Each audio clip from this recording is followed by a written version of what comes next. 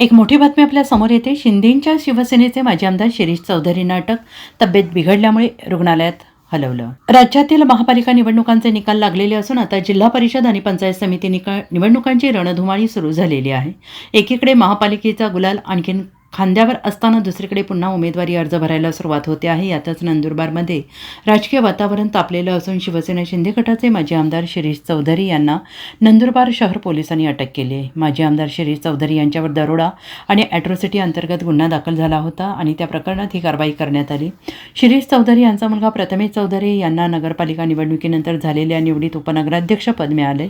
या निवडणुकीनंतर काढण्यात आलेल्या विजयी मिरवणुकीत वाद झाला होता आणि या वादानंतर रात्री शिरीष चौधरी यांच्या घराची तोडफोड करण्यात आली होती. या घटनेनंतर शहरातील राजकीय वातावरण तणावपूर्ण बनले होते.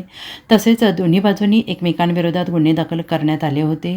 त्यानंतर आज माजी आमदार शिरीष चौधरी यांना अटक करण्यात आली. मात्र अटकेनंतर त्यांची प्रकृती बिघडल्याने त्यांना रुग्णालयात उपचारासाठी दाखल करण्यात आलेलं आहे आणि या प्रकरणात माजी आमदार चौधरी यांच्या फिर्यादीवरून दाखल केलेल्या गुन्ह्यातील काही आरोपींनासुद्धा पोलिसांनी अटक केलेली आहे. या अटकेमुळे नंदुरबारच्या राजकारणात मात्र मोठी खळबळ उडालेली आहे.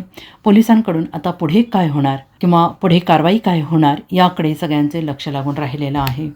Bureau report, SBN Marathi, Nandurbar.